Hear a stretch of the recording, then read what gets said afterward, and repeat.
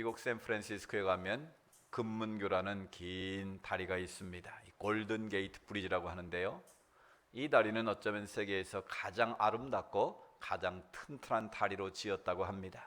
그래서 아무리 태풍이 몰아치고 허리케인이 몰려와도 끄떡도 하지 않고 지금까지 견디고 있는 세계 최고의 다리가 바로 금문교입니다.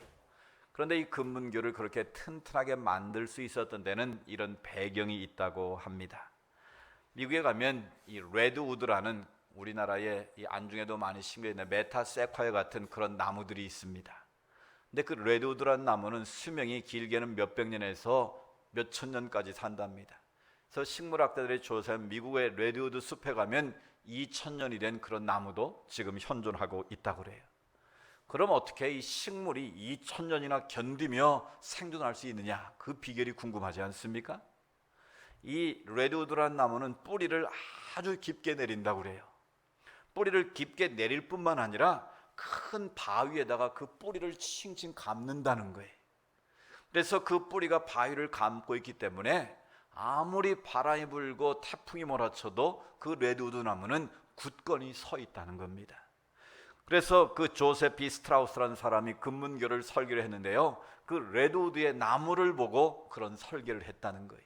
그래서 그 다리에 기둥을 박을 때 바위가 나올 때까지 뚫어가지고 그 위에 교각을 촘촘히 세우고 아름다운 다리를 만들어서 오늘까지도 그 금문교가 아름다운 다리로 잘 견디고 있다는 거예요. 우리 인생의 여정도 마찬가지인 것 같습니다. 우리가 편안한 삶을 살기 원하지만, 예수 믿고 흔히 우리가 말하는 복을 받고 평안한 삶을 살기를 원하지만, 우리 인생길에는 원치 않는 폭풍우가 밀려올 때가 많습니다. 수많은 시련과 역경들이 닥쳐올 때도 있습니다. 그런 위기 때에 우리가 넘어지지 않고 흔들리지 않고 굳건히 설 수 있는 비결이 무엇이냐라는 거예요. 오늘 우리가 읽은 본문 말씀은 우리가 이 마지막 때에, 흔들리고 있는 이 시대에 어떻게 하면 하나님 앞에서 생명의 길을 선택하고 하나님 주신 복을 선택해서 우리 자신이 살고 교회가 살고 민족이 살아날 수 있는 것인가에 대한 비결을 우리에게 제시하고 있는 아주 중요한 말씀이 되겠습니다. 오늘 본문 말씀은 모세가 가나안 땅에 들어가기 직전에 모압 평지에서 이스라엘 백성들에게 주시고 있는 하나님의 약속의 말씀입니다. 지난 40년간 모세는 이스라엘 백성들을 이끌고 온갖 고생을 통해서 모압 땅에 이릅니다. 이제 요단강만 건너면 꿈에 그리던 가나안 땅이 눈앞에 펼쳐지고 그 가나안 땅에 들어가게 됩니다. 그래서 신명기를 통해서 모세는 하나님의 말씀을 다시 반복하면서 하나님께서 지금까지 우리를 지키시고 보호하셨는데 적과 꿀이 흐르는 가나안 땅에 들어가서 너희가 어떻게 살아야 될 것인가에 대한 그 삶의 방법을 반복해서 들려주는 책이 바로 신명기입니다.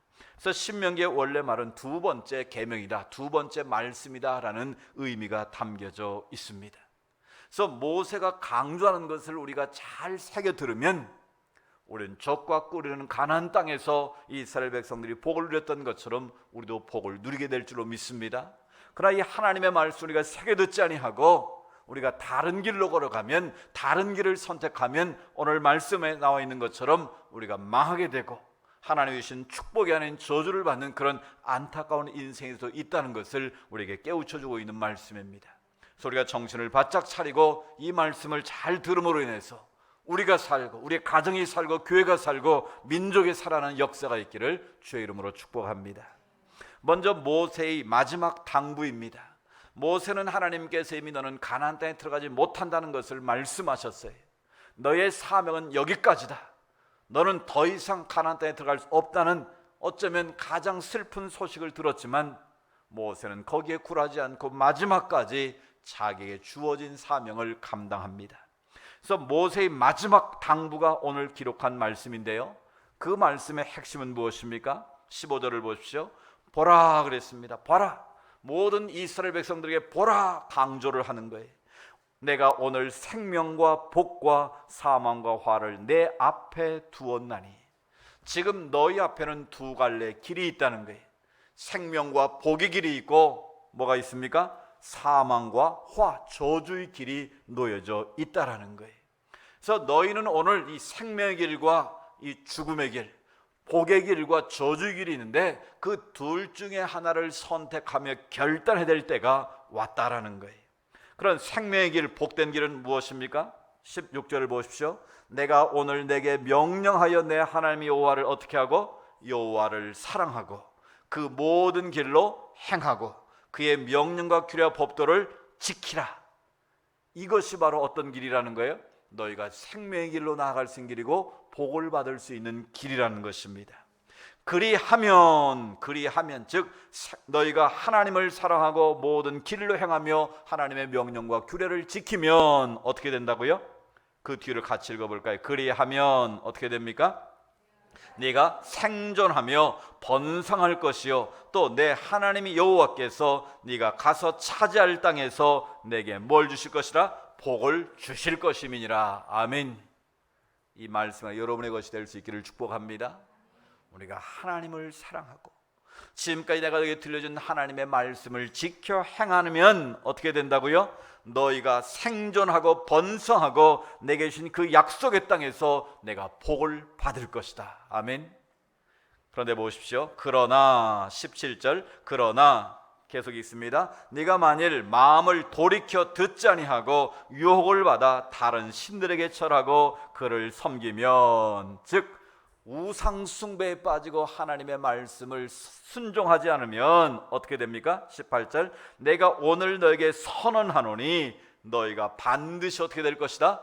망할 것이라는 거예요. 너희가 요단을 건너가서 차지할 땅에서 너희 날이 어떻게 된다? 길지 못할 것이다. 아멘 하기가 겁나는 말씀 아닙니까?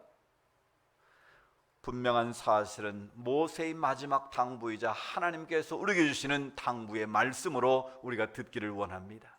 우리 인생길에 지금 똑같은 선택의 갈림길에 우리가 서 있는 거예요. 생명의 길, 복의 길이 있고 죽음의 길과 저주의 길이 놓여져 있습니다. 그 선택은 누구의 것입니까? 바로 나의 것입니다. 내가 지금 어떤 결단을 하고 어떤 길을 택하냐에 따라서 우리 나머지 인생의 미래가 결정될 수 있다는 거예요. 그런 점에서 오늘 이 시간은 여러분의 인생에 있어서 생과 사를 가르는 가장 중요한 자리라는 것을 여러분 기억하시기 바랍니다. 따라서 우리가 생명의 길, 복의 길을 위한 하나님의 요구가 있음을 기억해야 됩니다.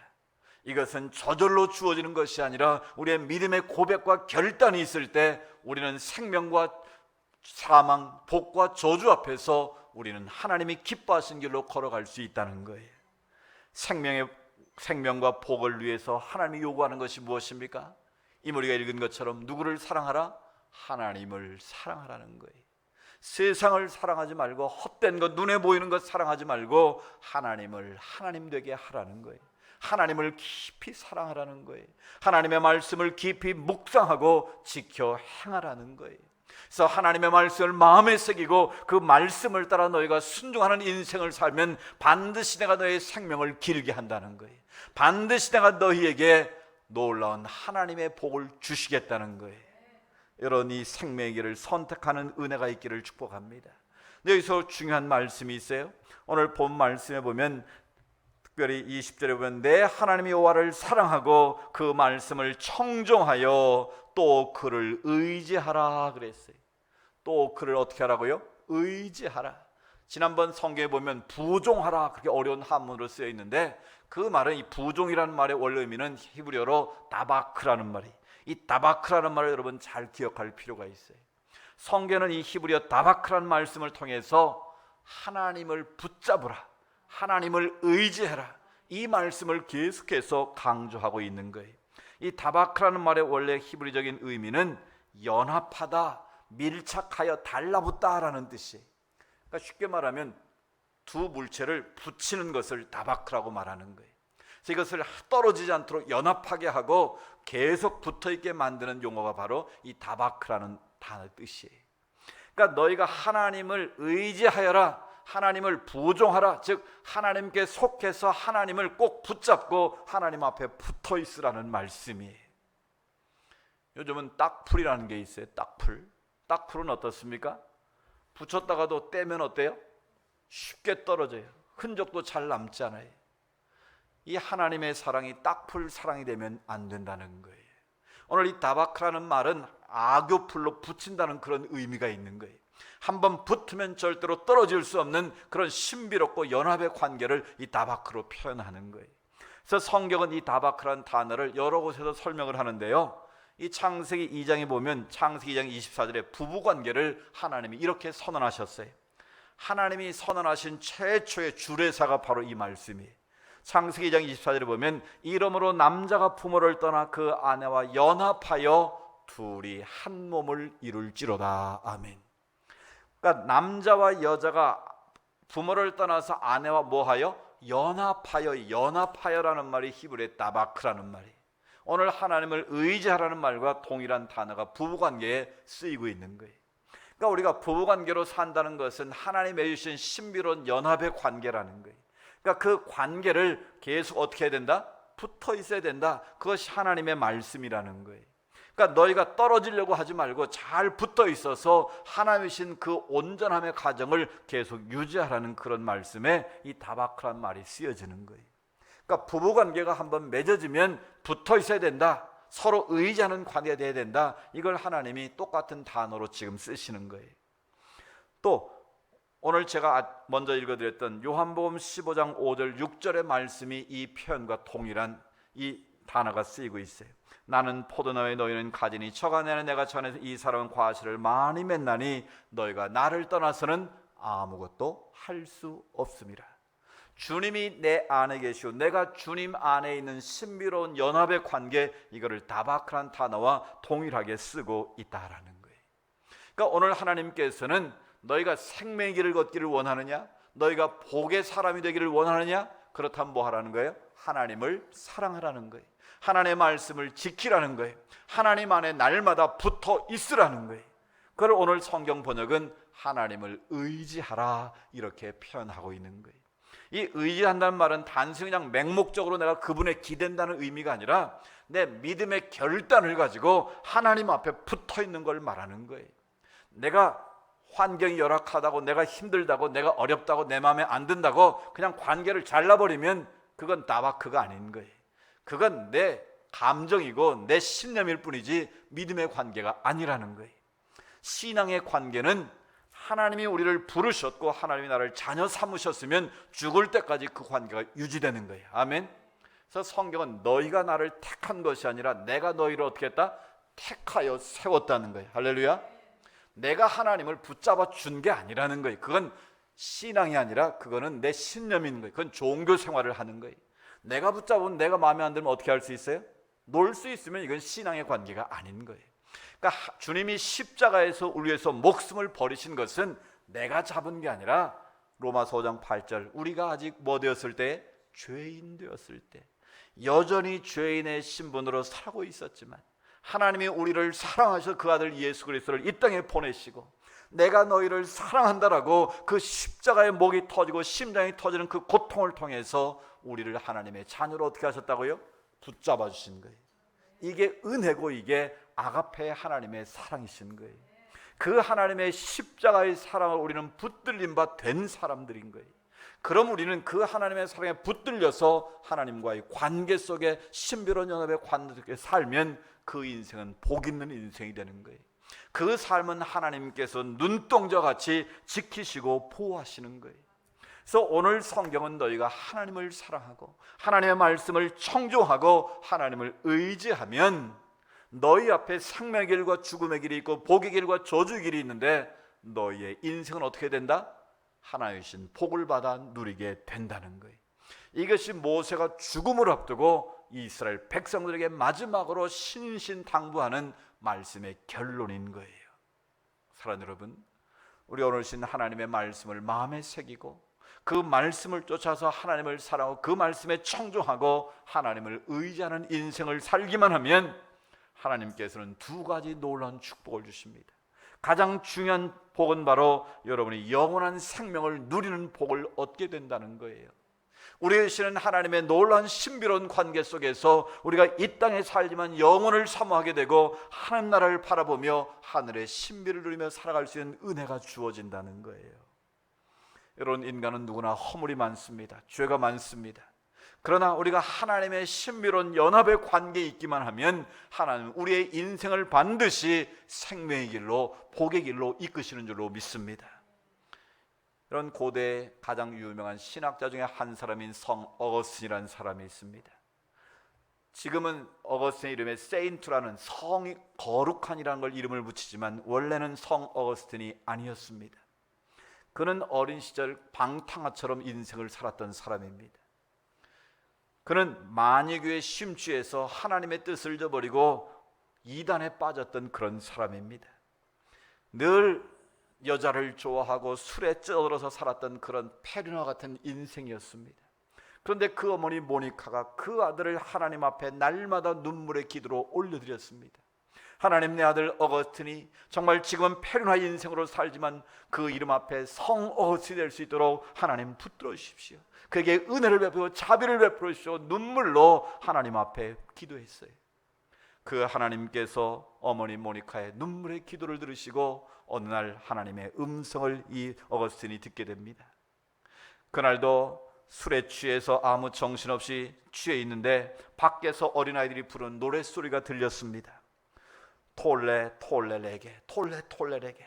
그 말씀의 의미는 취하라 읽으라는 뜻이었어요. 밖에서 아이들의 노랫소리가 들려오는데 그게 하나님의 음성으로 들린 거예요. 취하라 읽으라. 그래서 그가 성경 말씀을 폈어요.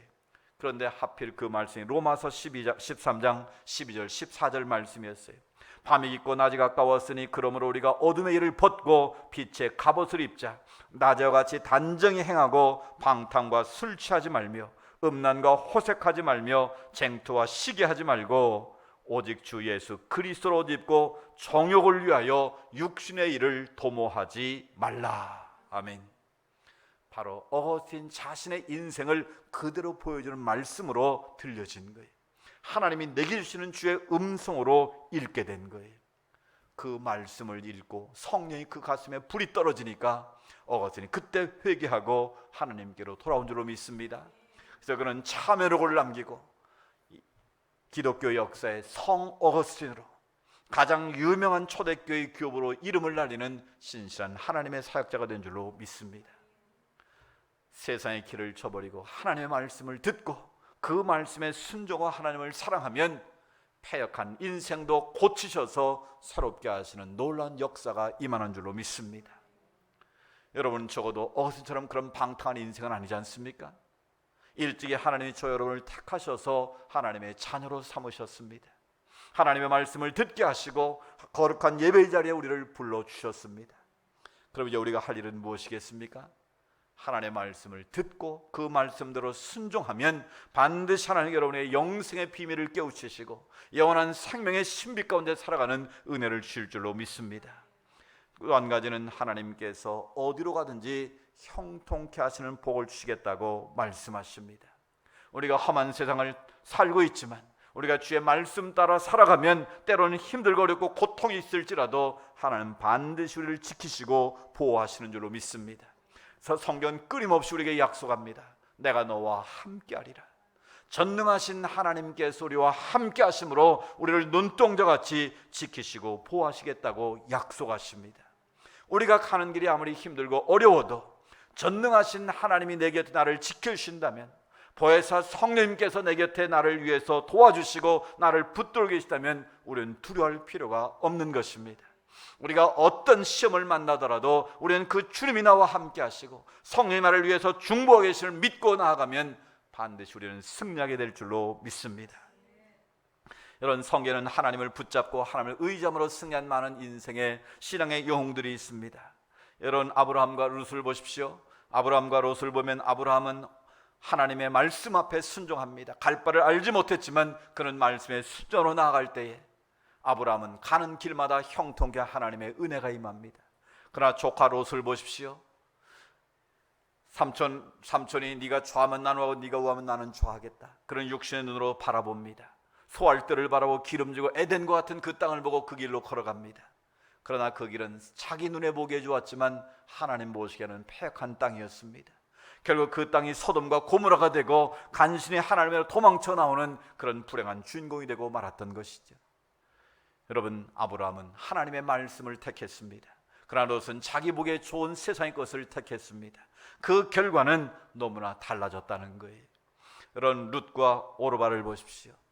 그들이 룻과 나오미의 가정이 이방 땅에 가서 결혼을 하고 살 때 남편도 죽고 자식도 죽고, 그럴 때 며느리 룻과 오르바의 결단이 남아 있습니다. 오르바는 시어머니 나오미의 말을 듣고 네가 여기서 살아라, 과부로서 어떻게 이방 땅에 살 수 있겠느냐. 오르바는 그 말을 듣고 모압에 머물게 됩니다. 그러나 나오미는 룻은 결단을 합니다. 어머니의 하나님이 나의 하나님이십니다. 어머님이 거하신 곳에 내가 거하고 어머님이 가는 곳에 나도 함께 하겠습니다.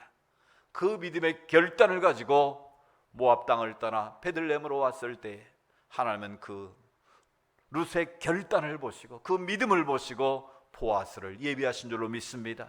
그 보아스와의 관계를, 결혼을 통해서 그는 다윗의 조상이 되었고 그 다윗의 후손을 통해서 예수 그리스도가 오게 된 줄로 믿습니다. 마태복음에 예수의 족보 가운데 룻의 이름이 당당히 기록되는 하나님의 거룩한 역사로운 믿음의 주인공이 된 줄로 믿습니다. 생명의 길을 선택하면, 하나님 보시기에 좋은 길을 택하면 반드시 하나님께서 우리에게 선한 길로 인도하시는 줄로 믿습니다. 여기에 바로 우리의 살 길이 있고 교회가 살 길이고 민족이 살 길이 있음을 우리는 다시 한번 깨닫습니다. 올해는 특별히 이 민족 동족 상잔의 비극인 유교가 일어난 지 70년이 되는 뜻깊은 해입니다. 이 땅의 많은 젊은이들은 유교를 경험하지 못했습니다. 잘못된 교육 때문에 유교가 남침인지 북측인지 북침인지도 잘 헤아리지 못하는 경우들도 있습니다.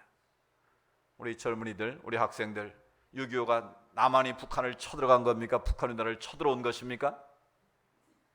우리 주영이 입신한 상태라 잘 모르겠군요. 여러분 오늘 주보에 읽어보시면 자세히 나와 있어요. 김일성이 스탈린에게 가서 이 공산주의 사상을 주입을 받고 요청을 합니다.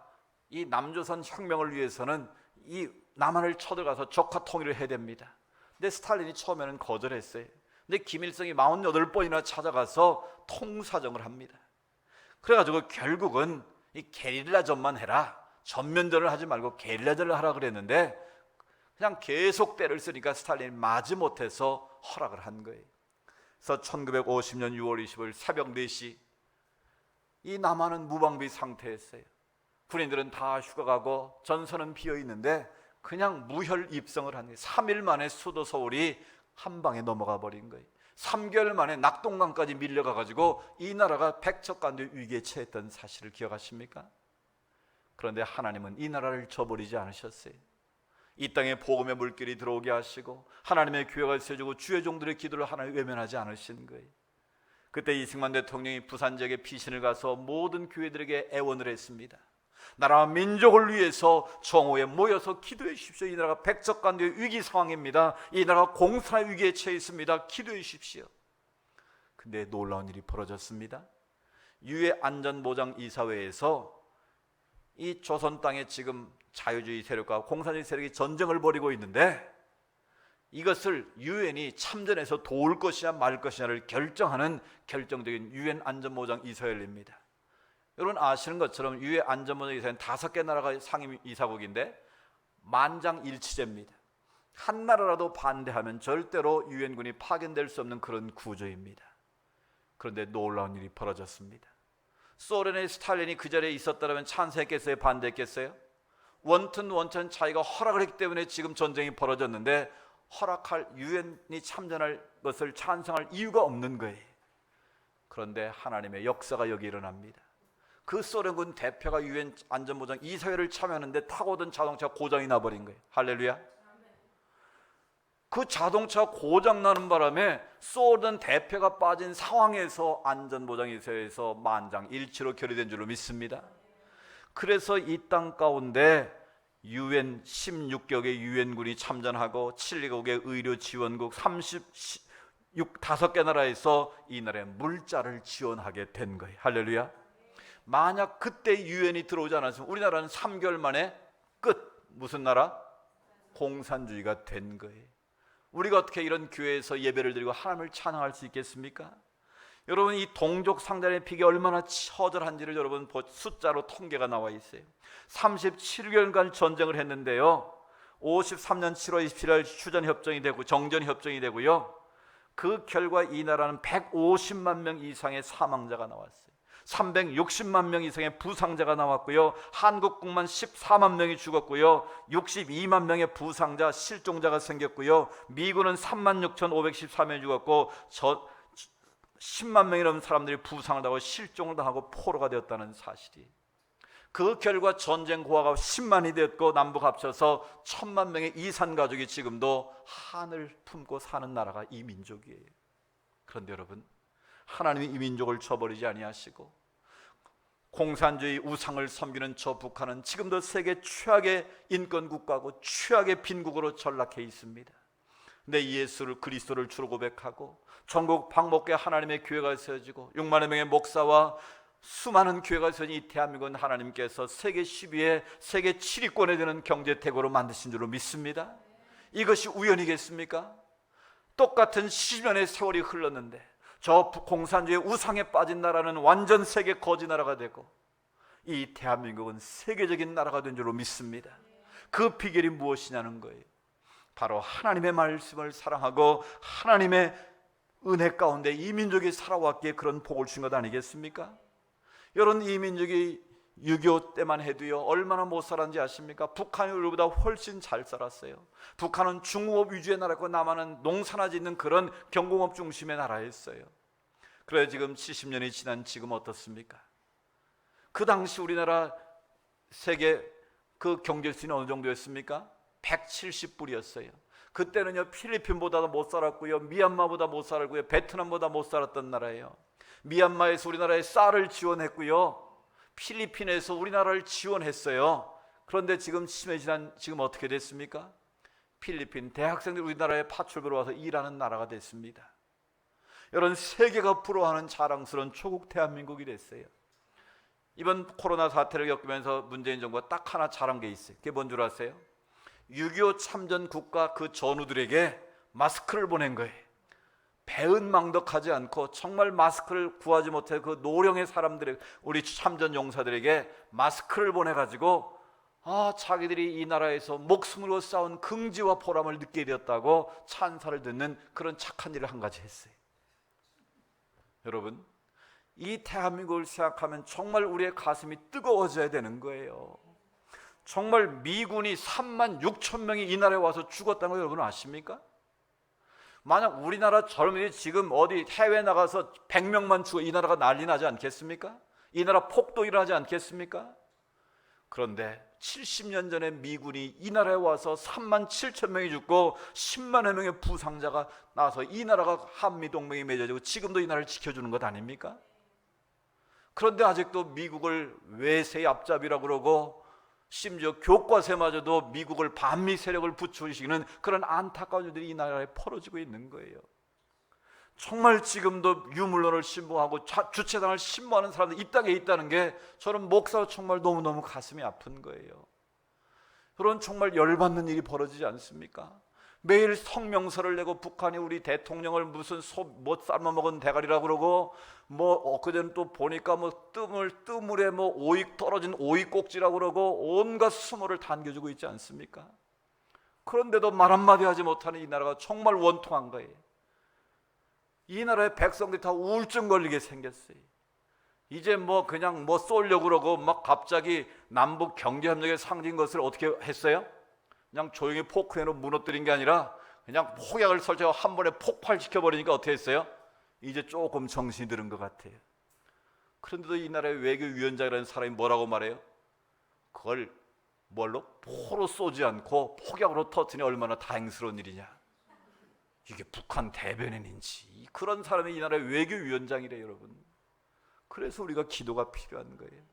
정말 이 나라가 그런 수많은 사람들의 피와 땀과 눈물로 세워진 이 나라인데 정권을 잡고 힘이 생기고 권력이 생기니까 그걸 잃어버리고 배은망덕하면 하나님이 이 민족을 가만두시겠습니까? 이 나라의 민족을 그냥 내버려 두시겠습니까? 오늘 말씀처럼 속히 망하리라. 이 말씀 앞에 우리는 두렵고 떨리는 마음으로 서야 되는 거예요.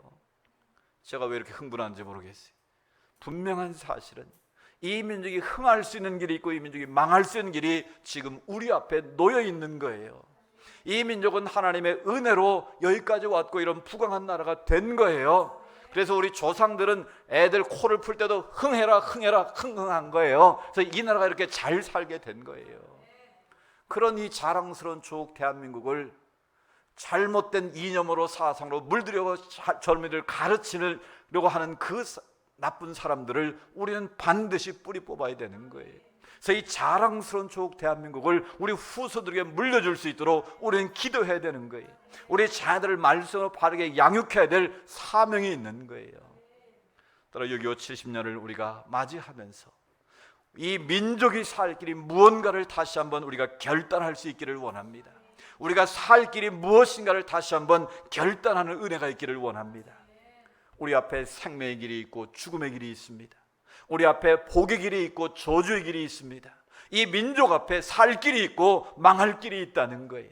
우리가 하나님을 사랑하고 하나님의 말씀을 청종하고 하나님 앞에 붙어 있으면, 하나님을 의지하면 이 민족을 하나님이 다시 회복시켜 주실 줄로 믿습니다.